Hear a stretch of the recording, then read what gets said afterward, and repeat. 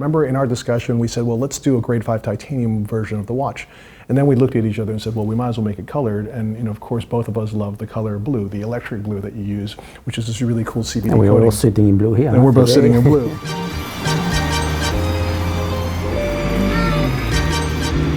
Ladies and gentlemen, how are you? My name is Wei Ko, and I'm the founder of Grail Watch. And I'm in Lucerne for our next collaboration, the unveiling of our watch with Chronoswiss. This incredible watch named the Opus Blue, a tribute to an icon created in 1995, but now executed in grade 5 titanium in a beautiful blue colorway. Come with me. How are you?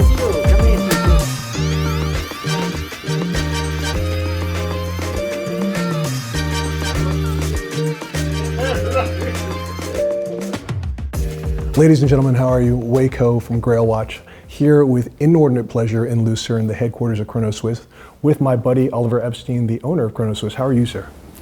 Fine, thank you. Pleasure having you here, Wei. The pleasure is entirely mine because we get to announce our collaboration on this incredible watch called the Opus Blue, a tribute to the world's first serially produced skeletonized chronograph, which was launched back in 1995 by Chronoswiss, but now in a blue titanium case, with a really cool luminous signature to it, which we'll show you later. But my first question is, Oliver, tell me about your adventure with Chronoswiss. If I'm not mistaken, you took over in 2011, so it's been over a decade now. What's this time been like for you?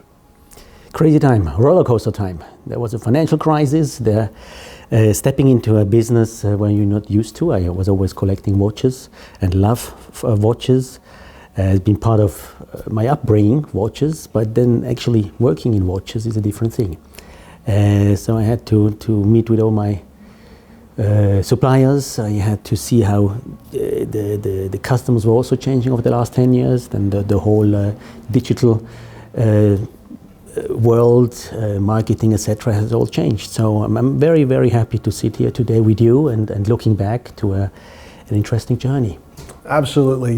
So on the subject of journeys, let's go a little bit back into time. Let's go back to 1983 when Chronoswiss was created by an incredible German individual named Gerd Rudiger Lang, who was one of the greatest experts in vintage watches. And he had this idea, a crazy idea in the context of 1983, when the world was still reeling from the quartz crisis. And, and a lot of people thought mechanical watchmaking was entirely over and electronic watchmaking was going to take over the world. But he said, no, I want to sort of strongly champion mechanical watchmaking. And in 1988 at Basel Fair, he unveiled the world's first serially produced regulator watch, a watch that decentralized the hour, minutes, and seconds, as was the format that he saw in marine chronometers, and that's on that incredible clock on the wall there.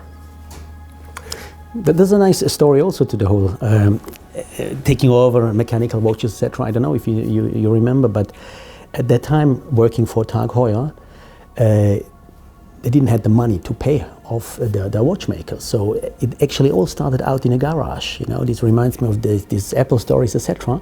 But he was paid with just the bare movements. And that's how it started out. And so he used those movements to create his brand. Exactly. Yeah. That's incredible. I love that. And I love the fact that he took something that was a moment of desperation, a moment of negativity, and he took those movements and created something altogether new, and something that now endures to this day. Now, on the subject of enduring to this day, let's talk about a watch that was released in 1995, the incredible Opus, the world's first serially produced automatic chronograph. Like, that watch was an absolute revelation because for the first time, customers could look into the internal workings of that watch. Tell me what the Opus represented to you. At that time, I was still a teenager, so it was one of my favorite watches at that time.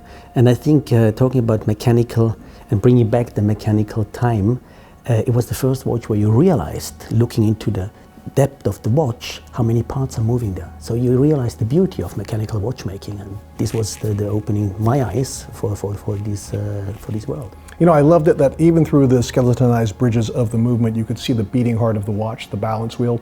You could see the movement of the rotor as it sort of moved around during the winding of the watch as well. It had an incredible format in terms of display because it had a continuous seconds indicator at 9 o'clock, and then you had on top and on bottom at 12 and 6 o'clock the chronograph information, and then on 3 o'clock you had a date indicator as well. So you had an extraordinary array of information for this one watch.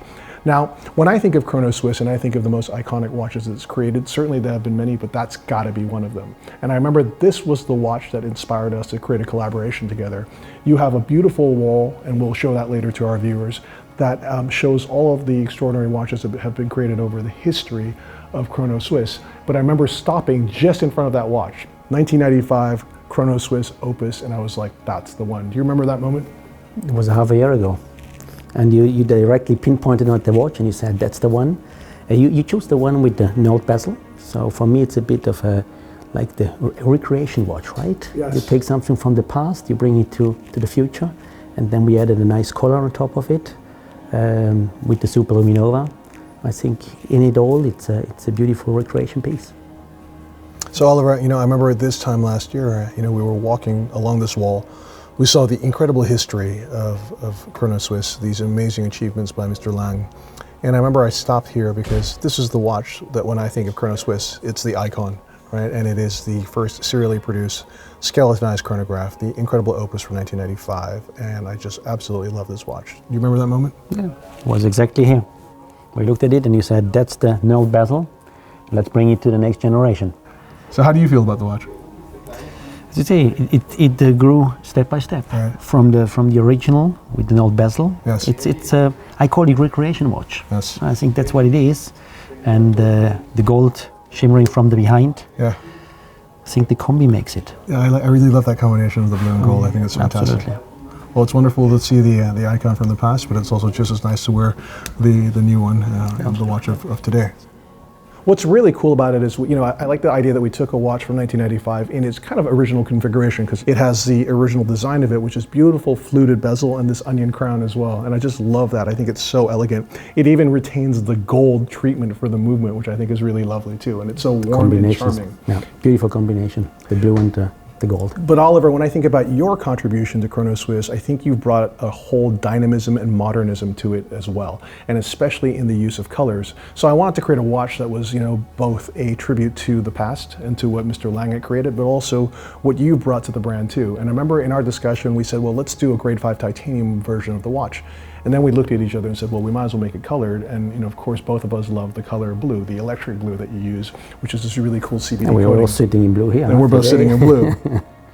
Then I said to you, like the thing with Grail Watch is it has many different chapters, right?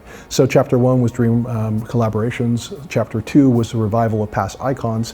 And this is certainly one of those, it's a revival of a past icon, but this chapter is about luminous signature and the idea that a watch is just as interesting in ambient light or in the darkness as it is during the daytime. The idea that it's luminous signature gives such a cool identifiable iconography to the watch. And you said, well, why don't we make all of the indications luminous and we'll make them blue as well? And I said, I love this idea. So that's how we came up with the concept for creating this incredible Opus Blue. And I'm going to now use this UV light to show people what that looks like. So here we have one of the first watches that will be sent out to members of the public. We're not going to touch it because we want to keep your watch pristine. But we just want to show you that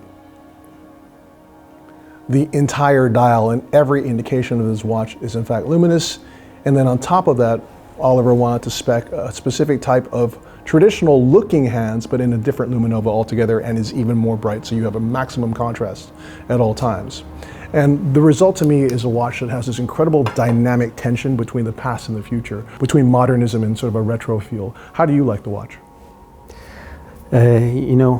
Modern mechanical is our tagline, and I think this absolutely hits the bottom because it's something from the past, the DNA. You have the onion crown, as you mentioned, but at the same time, we use these new technologies with the Super Luminova and in the electrifying blue, and I think this combination just makes my day. Oliver, thank you so much for this collaboration, and really, it's been a pleasure. Fantastic. Thank you, Wayne. Cheers. Thanks, guys.